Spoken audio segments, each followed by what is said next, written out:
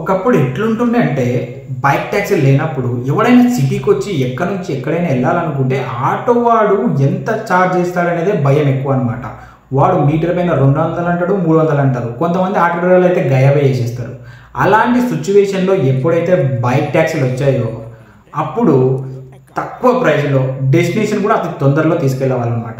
So అట్లా bike ట్యాక్సీలు చాలా పాపులర్ అయ్యాయి. ముఖ్యంగా ర్యాపిడో, ఊబర్ అయితే చాలా చాలా ఫేమస్ అనమాట. అలాంటి బైక్ ట్యాక్సీలని కర్ణాటక ప్రభుత్వం బ్యాన్ చేసేసింది. అసలు ఎందుకు, దాని గురించి మాట్లాడుకుందాం.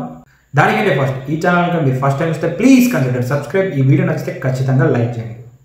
బైక్ ట్యాక్సీ అంటే తెలియనోడు లేడు. ర్యాపిడో, ఊబర్, ఓలా ఈ బైక్ ట్యాక్సీ సర్వీస్ యూజ్ చేసుకున్నాడు ఎవడు ఉండడు అనమాట. ఎంప్లాయీ కానీ, స్టూడెంట్ కానీ, పెద్దవాళ్ళు ఎవరైనా కానీ ఎక్కడి నుంచి ఎక్కడికైనా వెళ్ళాలంటే తక్కువ ప్రైస్లో డెస్టినేషన్కి తొందరగా వెళ్ళాలంటే బైక్ ట్యాక్సీలనే వాడతారనమాట. అలాంటి బైక్ ట్యాక్సీలని కర్ణాటక ప్రభుత్వం బ్యాన్ చేసేసింది. ఎందుకంటే ఇండియన్ మోటార్ వెహికల్ యాక్ట్ దీని ప్రకారం బైక్ ట్యాక్సీ అనే లైనే లేదనమాట. సో ఈ కంపెనీలు ఏవైతే ఉన్నాయో ఊబర్ కానీ, ఓలా కానీ, ర్యాపిడో కానీ ప్రైవేట్ వెహికల్ని పబ్లిక్ ట్రాన్స్పోర్టేషన్కి యూజ్ చేస్తున్నారు. సో ఆ ప్రైవేట్ వెహికల్ యూజ్ చేస్తున్న వ్యక్తికి లైసెన్స్ ఉందా, వాడు డ్రైవ్ చేసేటప్పుడు హెల్మెట్ వాడుతున్నాడా, వెనకలో ఉన్న ప్యాసింజర్కి హెల్మెట్ ఇస్తున్నాడా, పుట్టుకున్న వీళ్ళ యాక్సిడెంట్లో పోతే వాళ్ళకి ఇన్సూరెన్స్ వస్తుందా, ఇలాంటివన్నీ కాంప్లికేషన్స్ ఉన్నాయి. అందుకారణంగా మేము బ్యాన్ చేస్తున్నామని చెప్పేశారు వాళ్ళు.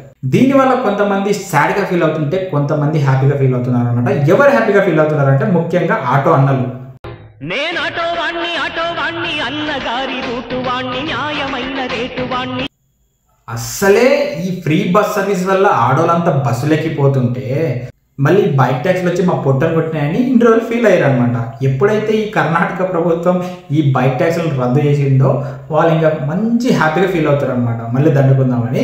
ఇంకా బాధపడేవాళ్ళు ఎవర్రా అంటే అన్ఎంప్లాయిడ్, ఎవరైతే దీనిలో మీద పడి బతుకుతున్నారో ఇన్ని రోజులు వాళ్ళకి ఖచ్చితంగా బోకే అని చెప్పుకోవాలి. ఎందుకంటే ఖాళీగా ఉన్న టైంలో, ఫ్లెక్సిబుల్ టైంలో నచ్చినప్పుడు లాగిన్ అయ్యి నచ్చినప్పుడు లాగౌట్ చేసుకొని హ్యాపీగా వాడుకోవచ్చు అనమాట.